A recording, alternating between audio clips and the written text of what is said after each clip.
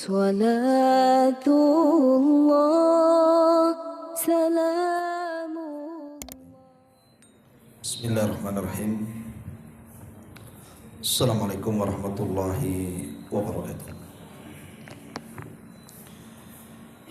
Alhamdulillah wassalatu wassalamu ala rasulillah wa ala alihi wa sahbihi wa mawalah wa la hawla wa la quwata illa billahi wa ba'd. Alhamdulillah, segala puja dan puji hanya milik Allah Jalla fi'ula. Salawat dan juga salam tak lupa kita hadiahkan kepada Rasul kita Nabi besar Muhammad sallallahu alaihi wa ala alihi wasallam. Kita lanjutkan kajian kita,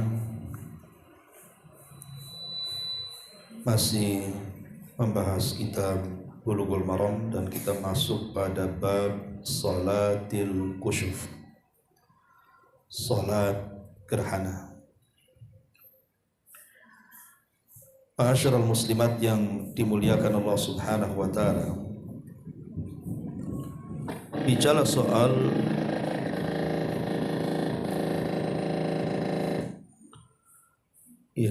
soal salat gerhana. Kita tahu bahwa gerhana ini satu di antara tanda dari tanda kuasa Allah Subhanahu wa taala yang bisa kita saksikan. Dan gerhana sendiri sama dengan peristiwa-peristiwa yang sering kita saksikan, seperti adanya gempa, adanya tsunami, fenomena banjir di mana-mana, dan musibah-musibah yang lainnya. Baik gerhana, gempa, tsunami, banjir dan yang semacamnya, itu semua adalah tanda dari tanda-tanda kuasa Allah Subhanahu wa taala yang Allah kirimkan kepada kita untuk menakut-nakuti hamba-hambanya.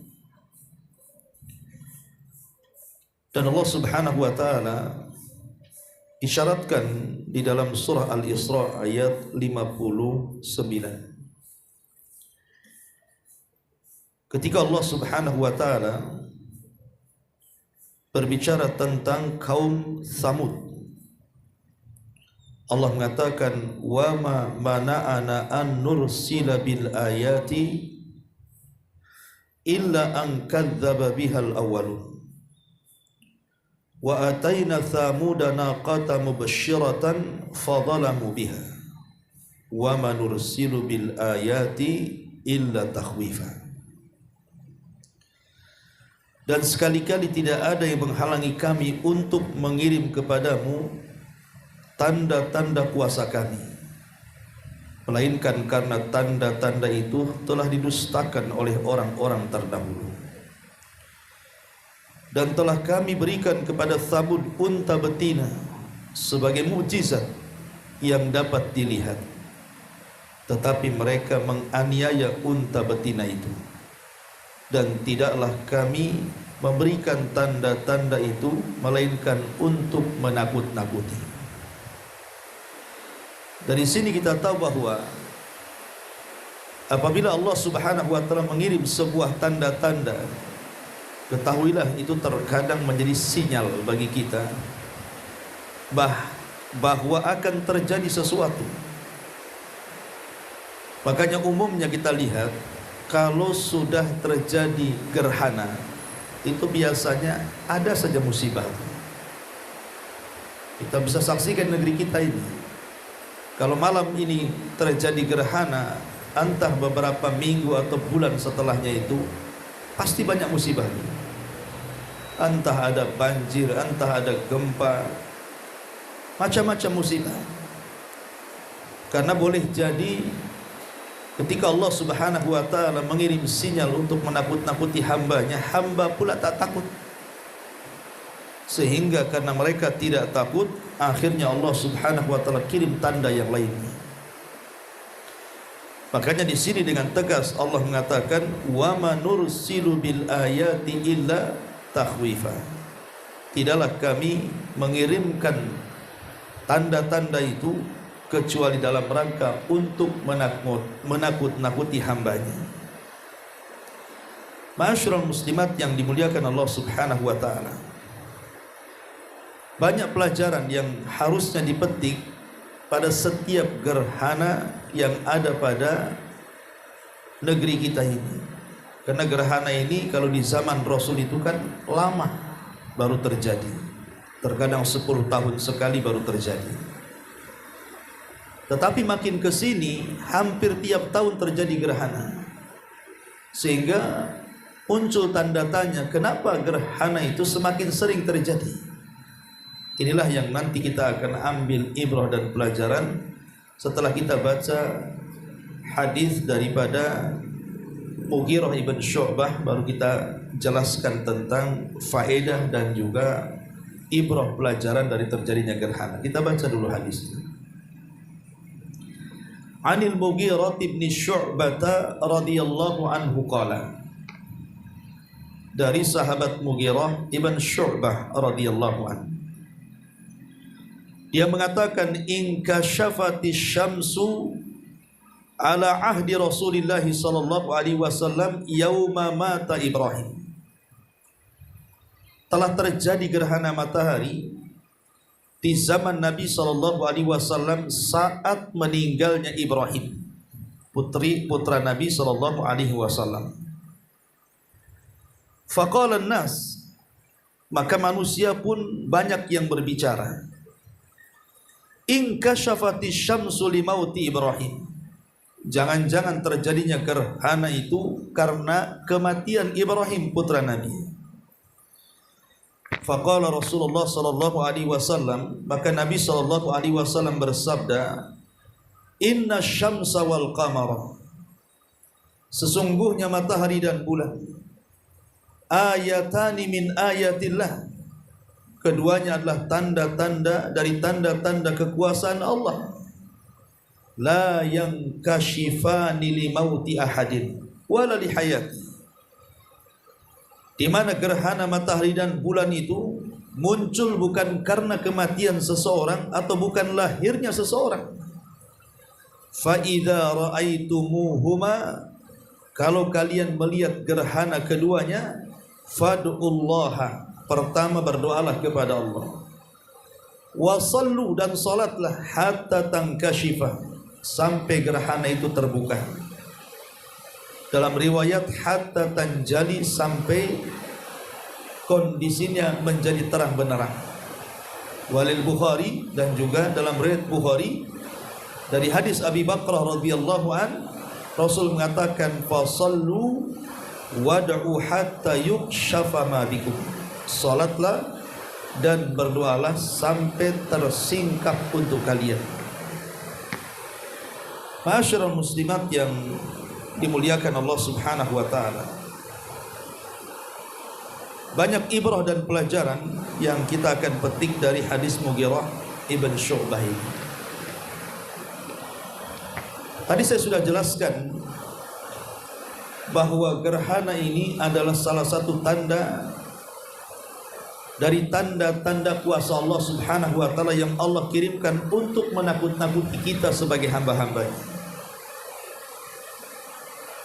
Bahkan kalau kita lihat dalam riwayat yang lain, bagaimana Nabi SAW menjelaskan saat sholat gerhana itu, Nabi diperlihatkan sorga dan Nabi diperlihatkan neraka. Apa kata Nabi SAW? Inni ra'aitul jannah, sesungguhnya aku melihat sorga. Fatanawaltu unkudan, walau asabtuhu la akaltu minhu ma baqiyatid dunya, maka aku berusaha mengambil setandan buah-buahan dari sorga. Seandainya aku berhasil meraihnya, niscaya kalian akan dapat memakannya selama dunia ini masih ada. Kemudian Rasul mengatakan, wa ra'aitun nar falam ara mangdaran kal yaumi qad afdha wa ra'aitu aktsara ahlihan nisa. Kemudian kata Nabi SAW, aku pun diperlihatkan neraka. Aku sama sekali tidak pernah melihat pemandangan yang lebih menyeramkan dibandingkan neraka. Dan aku melihat kebanyakan penghuninya adalah kaum wanita. Kemudian para sahabat bertanya, wahai Rasul, karena kekufuran mereka wahai Rasul, sehingga mereka masuk ke dalam neraka, dan kebanyakan penghuni neraka dari mereka. Kemudian Nabi SAW mengatakan, yakfurnal ashir wa yakfurnal ihsan. Karena mereka kaum wanita itu suka kufur kepada keluarganya dan kufur terhadap kebaikan suaminya. Lau ahsanta ila ihdahunna ad-dahra kullahu. Seandainya engkau berbuat baik kepada salah seorang di antara mereka sepanjang waktunya, thumma ra'at minka syai'an, kemudian engkau melihat, kemudian dia melihat dari engkau sedikit kesalahan, qalat, maka dia akan mengatakan, ma ra'aitu minka khairan qat. Aku tidak melihat engkau punya kebaikan sama sekali kepadaku. Bahkan bukan hanya itu saja, Rasulullah SAW juga melihat ada seorang wanita yang diazab gara-gara seekor kucing. Kemudian Nabi SAW mengatakan, udzibatil mar'atu fi hirratin habasatha. Ada seorang wanita yang kulihat di neraka itu diazab oleh Allah lantaran kucing yang dipeliharanya. Kemudian Rasul memberikan alasannya, karena wanita itu hanya memelihara dan memenjarakan tanpa memberi makan dan minum, sehingga kucing itu mati kehausan dan kelaparan. Kata Rasul, udzibatil mar'atu fi hirratin habasatha. Maka wanita itu diazab gara-gara seekor kucing yang dipenjarakannya, sehingga kucing itu mengalami kematiannya. Dan banyak lagi perihal-perihal yang dilihat Nabi SAW di neraka itu saat beliau melakukan sholat khusuf itu. Lalu apa pelajaran yang kita akan bisa petik dari gerhana ini? Karena yang namanya gerhana tetaplah gerhana, dia akan datang setiap tahun. Tapi bukan berarti kemudian gerhana itu berlalu begitu saja. Tidak, karena gerhana ini sinyal, sebuah peringatan yang Allah kirimkan kepada kita agar kita semakin dekat kepada Allah dan segera bertobat dari maksiat yang kita lakukan. Sehingga seorang muslim harus banyak mengambil pelajaran dari terjadinya gerhana ini. Yang pertama, pelajaran dari gerhana ini, kita harus meyakini bahwa Allah Subhanahu wa ta'ala Rabbul Qawni, bahwa Allah itu adalah Rabb yang menguasai alam semesta ini, yang menciptakan alam semesta ini dan yang mengatur alam semesta ini. Artinya ketika Allah Subhanahu wa ta'ala mengirimkan gerhana kepada kita, maka itu Allah berkehendak. Terserah Allah, Allah kirimkan gerhana itu setahun sekali, 2 tahun sekali, 3 tahun sekali, dan begitu seterusnya. Bahkan kalau Allah mau sekalipun, ketika Allah datangkan gerhana, maka gerhana tidak akan dicabut sampai kiamat dibangkitkan. Dan Allah isyaratkan dalam surah Al-Qasas ayat 71.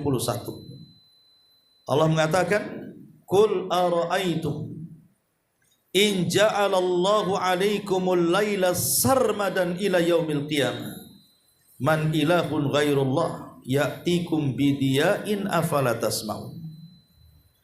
Katakanlah ya Muhammad, terangkanlah kepadaku, jika Allah menjadikan untukmu malam ini terus-menerus sampai kiamat dibangkitkan, siapa Tuhan selain Allah yang akan mendatangkan sinar terang kepadamu? Maka apakah kamu tidak mendengar? Kalau seandainya Allah datangkan gerhana total, kemudian alam semesta ini digelapkan, bisa saja Allah biarkan seperti itu kan sampai kiamat dibangkitkan. Dan kalau sudah seperti itu, siapa yang sanggup menerangi alam semesta ini kecuali Allah? Artinya dengan adanya gerhana ini, harusnya kita semakin yakin tentang kekuasaan Allah Subhanahu wa ta'ala di alam semesta ini, sehingga semakin menambah iman dan takwa kita kepada Allah. Ini yang pertama. Kemudian yang kedua, adanya gerhana sendiri adalah meluruskan akidah, dalam rangka meluruskan akidah orang-orang jahiliyah. Karena orang-orang jahiliyah menganggap bahwa adanya gerhana itu karena kematian orang-orang yang dianggap besar ataupun karena lahirnya orang-orang yang dianggap besar.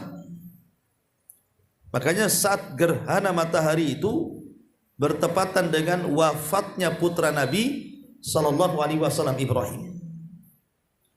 Dan ketika itu usia Nabi sallallahu alaihi wasallam sudah sepuh.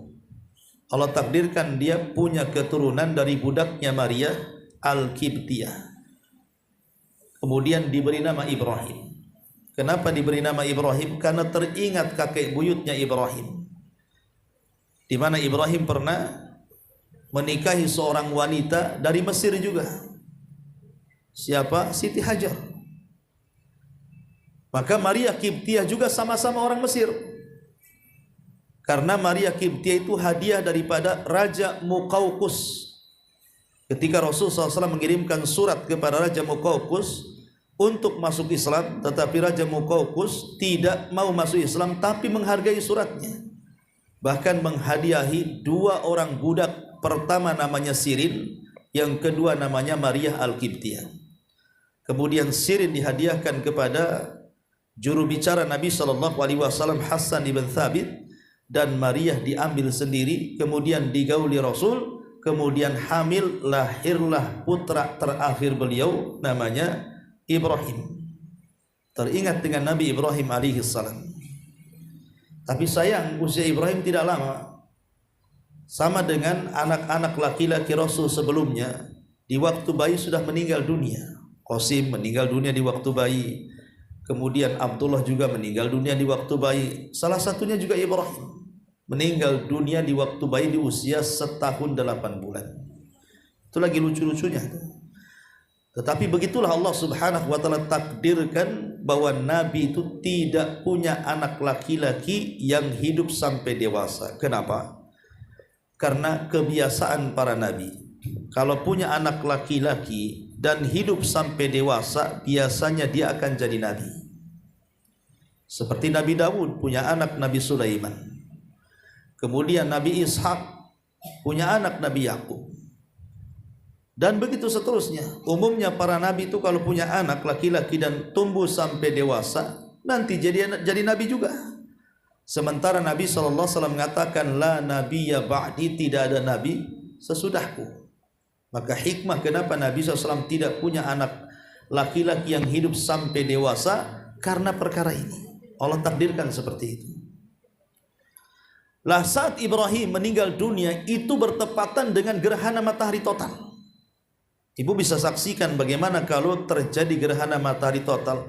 Kalaulah seandainya di Batam ini tidak ada penerangan, tidak ada listrik, tidak ada PLN, maka kita akan saksikan kegelapan alam semesta ini luar biasa. Karena kita ada listrik saja, makanya ketika gerhana matahari total kita bisa nyalakan listrik sehingga tak nampaklah gerhana itu. Tapi coba kalau seandainya satu kota Batam digelapkan saat gerhana matahari total, saya yakin alam semesta ini gelap segelap-gelapnya itu. Sama dengan malamnya. Itulah yang terjadi di zaman Rasul. Di zaman Rasul tidak ada listrik. Makanya ketika terjadi gerhana matahari total, itu sangat menakutkan Rasul dan para sahabatnya. Disangka kiamat akan datang. Makanya Rasul langsung datang ke masjid, kemudian memerintahkan sahabat untuk memanggil manusia ke masjid dan mengatakan as-salatu al-jami'ah. Kalau sudah dipanggil as-salatul jami' itu sama dengan panggilan azan. Artinya manusia harus segera ke masjid, berarti ada sesuatu yang besar di masjid. Makanya semua para sahabat datang ke masjid, Rasul pun bergegas ke masjid sampai saking takutnya sampai Rasul ketinggalan ridanya. Ada barang yang ditinggal Rasul karena lupa, saking takutnya tuh. Lah, orang-orang jahiliyah ini menganggap bahwa matahari dan bulan ini memiliki taksir, pengaruh secara zatnya. Mereka menganggap bahwa matahari dan bulan itu memiliki pengaruh secara zatnya kepada kehidupan dan kematian seseorang. Makanya Nabi SAW meluruskan akidah ini dan mengatakan gerhana ini bukan karena kematian seseorang, bukan karena kehidupan seseorang, tapi gerhana adalah tanda-tanda dari tanda-tanda kuasa Allah yang Allah Subhanahu wa taala kirimkan kepada kalian untuk menakut-nakuti kalian, kata Rasul. Jadi faedah terjadinya gerhana ini meluruskan akidahnya orang-orang jahiliyah. Ini yang kedua. Kemudian yang ketiga juga meluruskan akidahnya orang-orang Majusi. Karena kita tahu bahwa keyakinan Majusi itu Tuhan terbagi menjadi dua. Ada Tuhan cahaya dan ada Tuhan kegelapan. Dan mereka menganggap bahwa Tuhan kebaikan itulah Tuhan cahaya, dan Tuhan kegelapan itu adalah Tuhan keburukan dan kesialan bagi mereka. Maka mereka menganggap bahwa apabila terjadi terbit matahari kemudian menerangi alam semesta, maka mereka menganggap ini Tuhan kebaikan. Tapi kalau seandainya sudah terjadi di malam hari kemudian gelap gulita, maka mereka mengatakan ini sebuah keburukan. Sama dengan orang-orang jahiliyah, mereka meyakini bahwa matahari dan bulan itu punya pengaruh.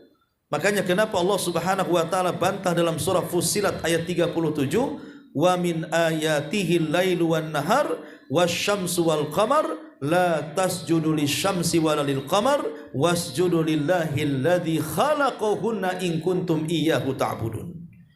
Dan di antara tanda kuasanya adalah adanya malam dan adanya siang, adanya matahari dan bulan.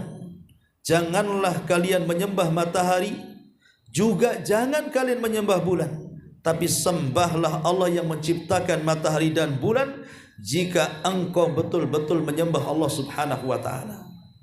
Allah bantah bahwa kita tidak boleh menyembah matahari dan bulan, yang kita sembah adalah yang menciptakan keduanya. Dialah Allah Subhanahu wa taala. Ini yang ketiga. Kemudian yang keempat, gerhana ini risalah kepada kita agar kita berhenti dari dosa besar. Agar kita berhenti dari dosa-dosa besar. Karena dalam riwayat Nabi SAW mengingatkan soal gerhana ini akan perbuatan dosa yang sangat tercela. Dosa apa itu? Dosa zina.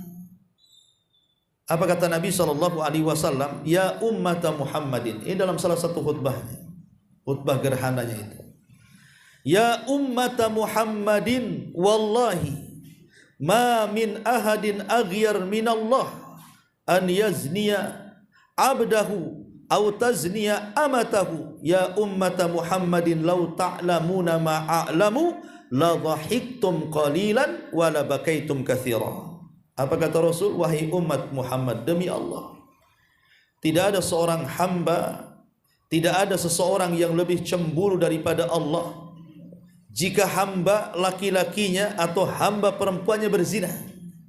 Wahai umat Muhammad, seandainya kalian mengetahui apa yang ku ketahui, niscaya kalian akan sedikit tertawa dan banyak menangis.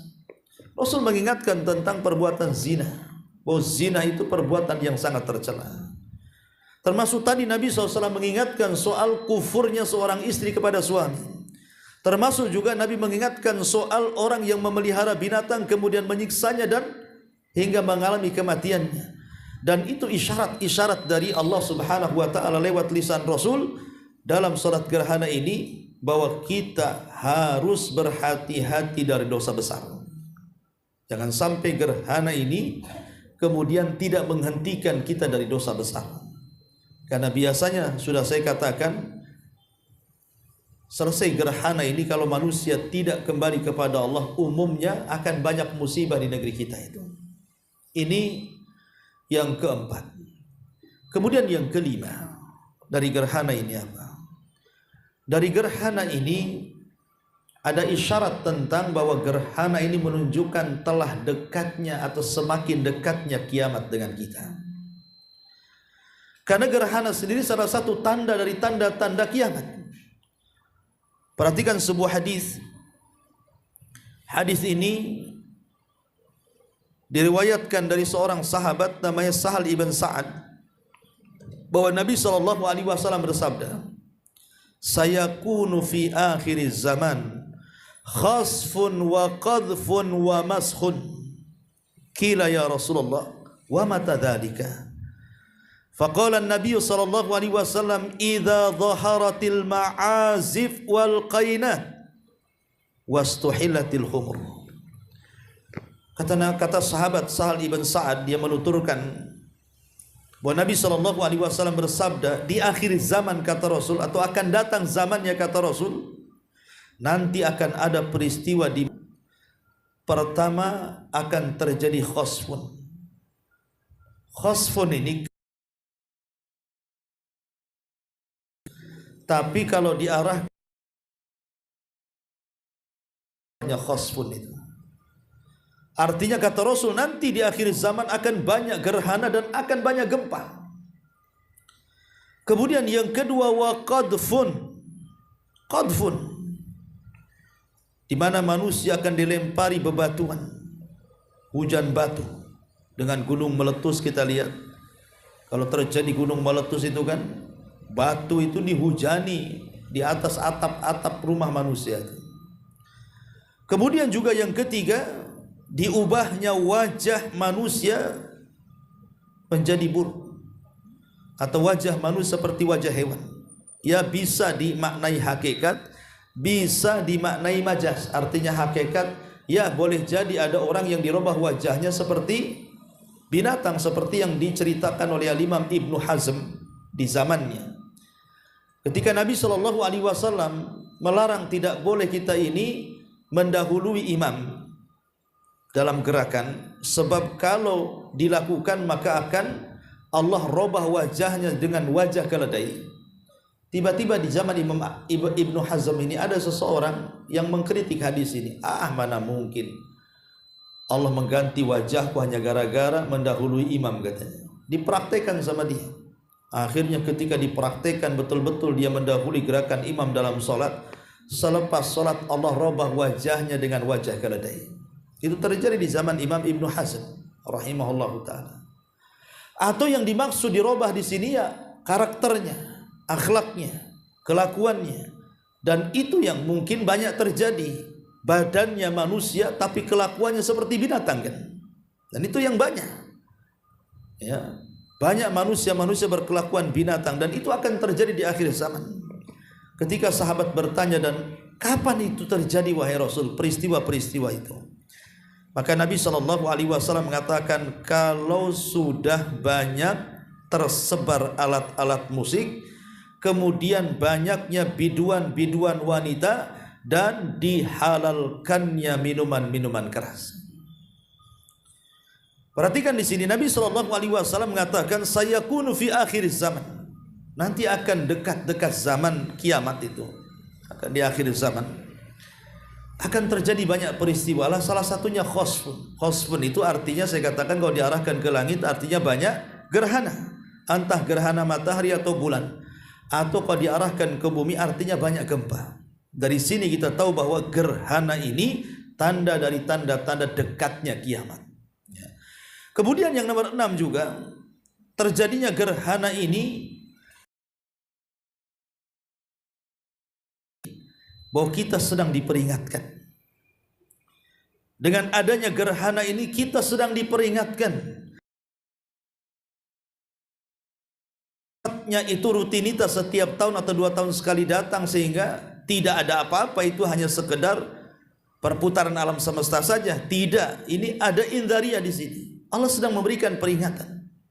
Dan Allah katakan dalam surah Al-Qiyamah ayat 7 sampai 12, fa idza barikal basar wa khassafal qamar wa jumi'asy syamsu wal qamar yaqulul insanu yawma idzin ainal mafar kalla la wazar ila rabbika yawma idzinil mustaqar. Maka apabila mata terbelalak ketakutan, dan apabila bulan dan matahari dan bulan dikumpulkan pada hari kiamat, pada hari itu manusia akan berkata, kemana tempat lari kami? Maka Allah katakan, sekali-kali tidak ada tempat berlindung kepada kalian, hanya kepada Rabblah tempat berlindung pada hari itu. dari surah Al-Qiyamah ini bahwa menunjukkan bahwa ada indhariyah, jangan-jangan gerhana itu akan mengarahkan kepada di mana Allah Subhanahu wa taala bukan hanya menggerhanakan satu macam saja matahari atau satu macam saja bulan. Boleh jadi Allah gerhanakan dua-duanya dengan mempertemukan matahari dan bulan itu ketemu. Tapi pada hari kiamat Allah akan campurkan matahari dan bulan dan Allah tenggelamkan ke dalam neraka. Lalu pertanyaannya, lalu apa salahnya matahari dan bulan sehingga ditenggelamkan oleh Allah ke dalam neraka? Matahari dan bulan tidak salah, keduanya makhluk Allah yang bertasbih, tapi ditenggelamkan keduanya ke dalam neraka itu untuk menjadi sebuah dalil dan bukti bagi para penyembah matahari dan bulan bahwa Tuhan yang kalian sembah ini dua-duanya ada di neraka. Jadi kalian salah menyembah Tuhan. Ma'asyiral muslimin wal muslimat rahimani wa rahimakumullah.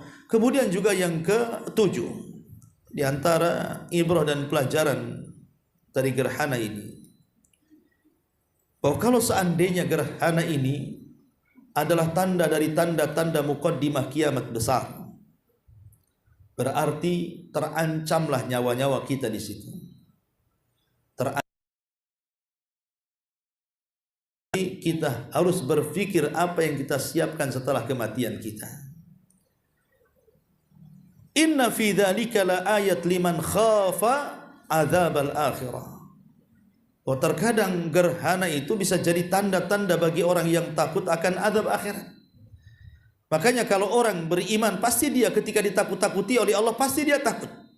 Dan dia akan segera bertobat kepada Allah Subhanahu wa ta'ala.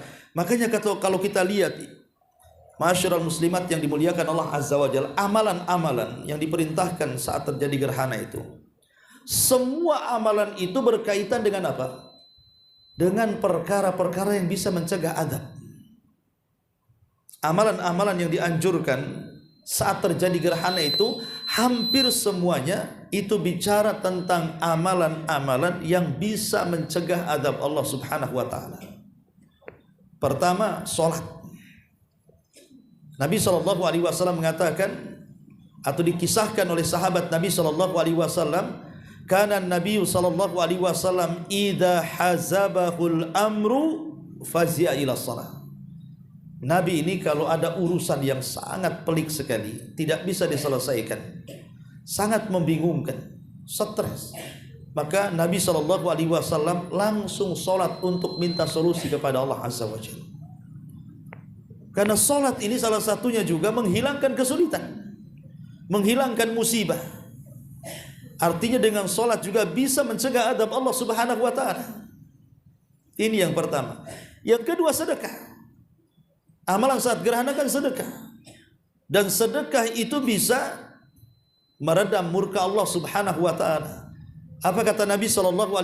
Sadaqatus sir tudfi'u ghadaba rabb. Sedekah yang dilakukan diam-diam itu bisa meredam kemurkaan Allah. Jangan-jangan saat digerhanakan itu Allah sedang murka, maka segera bersedekah. Boleh jadi dengan sedekah ini bisa meredam murkanya Allah Subhanahu wa ta'ala. Kemudian yang ketiga, tobat dari maksiat. Tobat dari maksiat. Kaumnya Yunus ibn Matta alaihi salam. Saat Nabi Allah Yunus alaihi salatu wasalam mengancam mereka sebelum 3 hari akan datang azab kepada mereka, akhirnya mereka merasa bersalah. Setelah mereka kemudian ditinggalkan nabinya Yunus ibn Matta pergi dari kampungnya, maka mereka bertobat kepada Allah Azza wa Jalla. Ketika satu kampung bertobat kepada Allah Azza wa Jal, azab Allah yang sudah Allah turunkan hampir mengenai mereka diangkat lagi oleh Allah Azza wa Jal, sehingga tidak turun azabnya, karena mereka bertobat dan beriman kepada Allah Azza wa Jal. Kemudian yang keempat, banyak mengerjakan kebaikan. Banyak mengerjakan kebaikan. Nabi SAW mengatakan dalam sebuah hadis bahwa sana'iul ma'ruf taqi masari as-su. Sana'iul ma'ruf, semua perbuatan kebaikan itu itu bisa mencegah kita dari kematian yang buruk. Bisa mencegah kita dari kematian yang buruk. Karena kita tidak tahu kalau terjadi gerhana tiba-tiba datang gempa. Kalau terjadi gerhana malamnya besoknya terjadi tsunami, terjadi banjir, terjadi macam-macam musibah. Tiba-tiba kita berada di tempat itu, kemudian kita pula terkena musibah dan kita mati mendadak dengan musibah itu. Apakah kita ini yakin kita akan menghadap Allah dengan baik-baik saja? Makanya saat terjadi gerhana itu disuruh untuk banyak berbuat kebaikan. Kemudian yang kelima, dalam riwayat membebaskan budak. Tapi ini kan tidak ada budak di zaman sekarang. Kemudian yang keenam, memperbanyak doa. Kita disuruh untuk memperbanyak doa. Dan doa adalah silahul mu'min, senjatanya orang yang beriman. Lihat bagaimana Nabi Ayub alaihi salatu wassalam dibebaskan dari penyakit 18 tahun lamanya dan keperitan hidup selama 18 tahun lamanya. Dengan doa yang tulus kepada Allah, Allah keluarkan Ayub dari kesulitannya.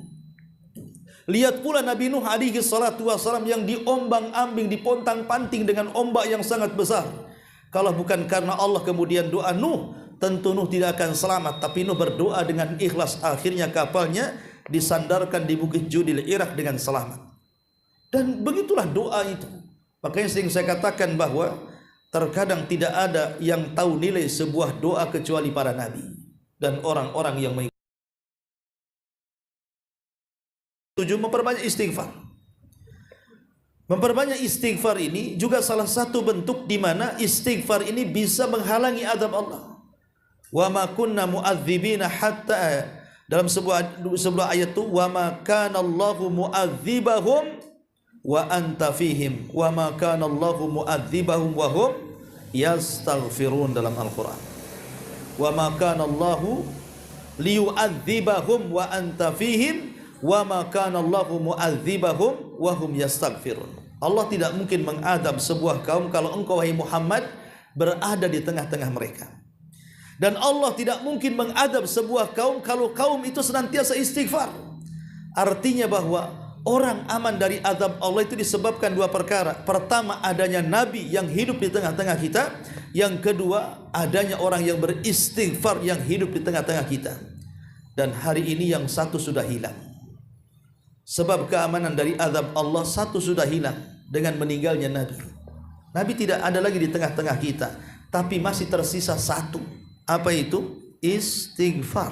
Ya, dengan cara istighfar azab Allah itu tidak akan turun. Maka saat terjadi gerhana itu perbanyak istighfar, karena istighfar itulah yang akan mencegah azab Allah Subhanahu wa taala. Kemudian yang nomor 8, memperbanyak zikir. Memperbanyak zikir saat terjadi gerhana itu, karena zikir juga salah satu yang bisa menenangkan hati kita. Ala bi dzikrillahi tatmainnul qulub. Ingatlah dengan berzikir kepada Allah tenanglah hati kita. Dan yang terakhir, kehati-hatian, jangan sampai kita dilalaikan. Karena gerhana ini sesuatu sinyal dari Allah untuk menakut-nakuti hambanya. Jangan pernah lalai sedikit pun. Tapi hari ini aneh, kadang-kadang gerhana-gerhana tertentu itu bukan dijadikan perasaan takut, bahkan dijadikan tontonan. Ada gerhana tertentu itu dijadikan tontonan gitu ya. Bahkan dijadikan wisata pula. Naudzubillah. Ya. Padahal Allah sedang menakut-nakuti loh di sini. Malah dijadikan wisata selfie pula sama gerhana. Kan aneh. Nah ini mereka tidak paham, mereka sedang ditakut-takuti Allah Subhanahu wa taala. Oleh karena itulah maka bab gerhana ini sangat penting, karena ini sering berlaku setiap tahunnya. Dia bukan tanda-tanda biasa, tidak. Ini sinyal dari Allah menakut-nakuti hambanya. Makanya peringatan-peringatan yang sudah saya jelaskan tadi, itu semua adalah pelajaran besar dari terjadinya al-kusuf gerhana ataupun al-khusuf. Al-kusuf dan khusuf, matahari dan bulan. Wallahu a'lam.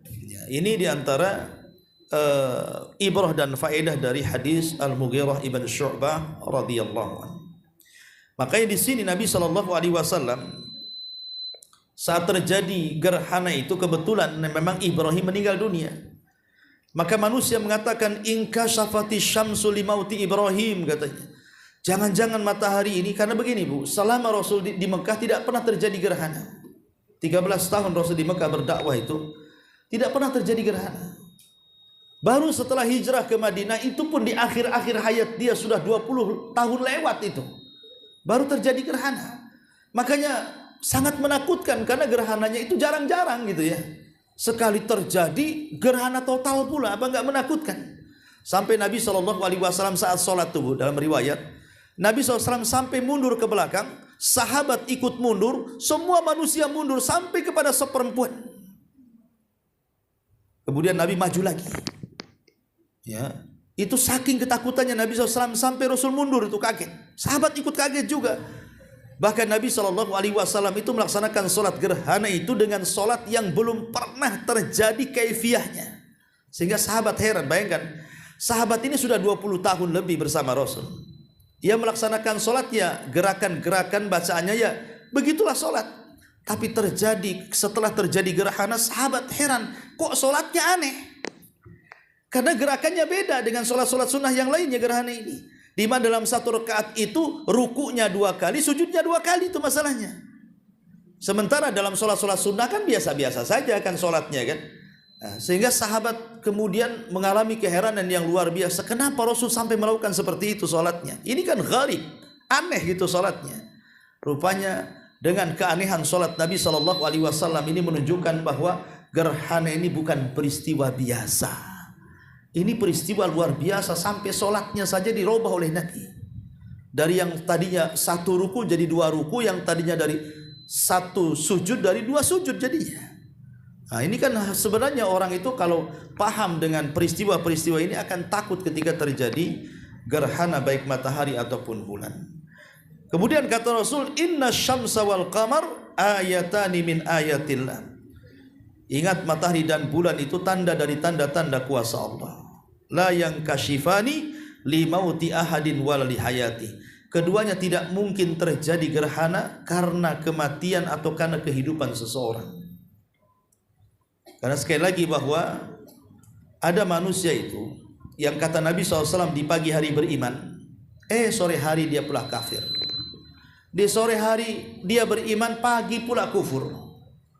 Kemudian sahabat bertanya, siapa mereka wahai Rasul? Kata Nabi SAW, mereka orang-orang yang menasabkan hujan itu kepada pengaruh bintang dan mengatakan mutirna, kami dihujani dengan bintang ini dan itu. Harusnya kita katakan mutirna bifadlillah, tapi ada sebagian orang yang mengatakan kami dihujani karena bintang ini dan itu. Karena di zaman itu, di zaman jahiliyah itu, mereka meyakini bahwa bintang-bintang itu memiliki pengaruh secara zatnya. Makanya Nabi SAW ingatkan, karena matahari dan bulan juga bagian bintang. Maka Rasul mengatakan tidak, namanya bintang-bintang, matahari dan bulan itu tidak ada pengaruh, tidak karena kelahiran, tidak juga karena kehidupan. Maka Rasul mengatakan, fa idza ra'aitumuhuma, kalau kalian melihat 2 gerhana itu, maka berdoalah kepada Allah, salatlah sampai terbit ataupun sampai tersingkap gerhananya. Wallahu alam. Ini diantara faedah dari hadis Al-Mughirah ibn Syu'bah radhiyallahu anhu. Satu hadis saja dulu. Taib, sampai di sini kita buka tanya jawab. Silakan.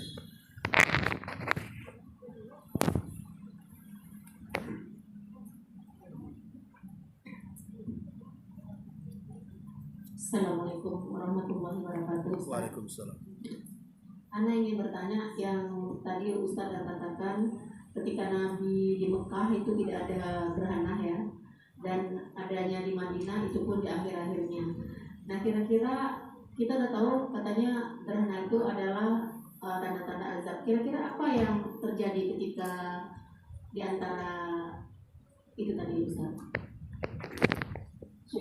Iya, alhamdulillah. Makanya Nabi SAW ketika terjadi gerhana itu kan ketakutan yang luar biasa. Kan ini fenomena aneh di zaman itu. Lain dengan sekarang kan, hampir tiap tahun ada gerhana, sehingga nggak aneh masalahnya. Bahkan sudah diprediksi pula sama BMKG itu. Oh, nanti tahun depannya lagi, 10 tahun ke depan sudah tahu itu akan terjadi gerhana. Nah, sekarang udah diberitahu dulu, makanya tenang-tenang saja. Kalau di zaman Rasul itu siapa yang ngasih tahu? Sehingga ketika terjadi gerhana total lagi matahari, bertepatan dengan kematian putranya beliau, dan itu menyesakkan kesedihan bagi Nabi kan ketika meninggalnya Ibrahim itu.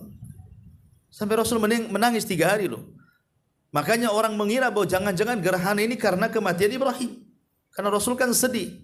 Ya, sampai menangis 3 hari. Sampai Abdurrahman ibn Auf bertanya soal tangisan Rasul.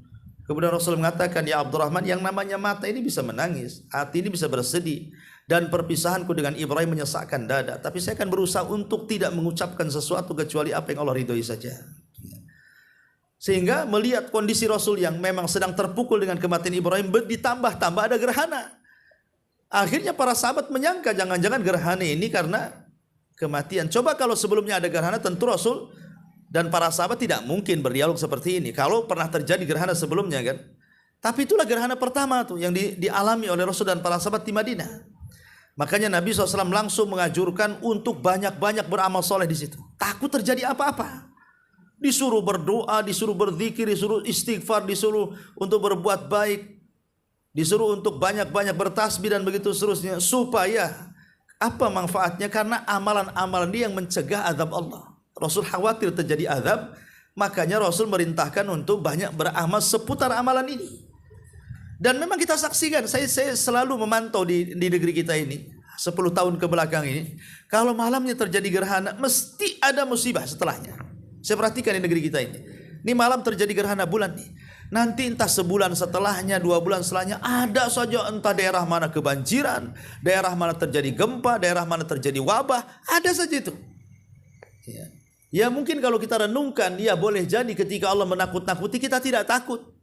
Ketika kita tidak takut, Allah kirimlah selain gerhana yang bisa kemudian mencelakakan manusia kan gitu. Supaya mereka ingat. Karena kata Abdullah ibn Umar radhiyallahu anhuma, musibah didatangkan tidak lain dan bukan mengingatkan kita supaya kembali. Supaya kita lebih lagi bertobat kepada Allah subhanahu wa ta'ala dan mendekat kepada Allah azza wa jalla. Wallahu a'lam.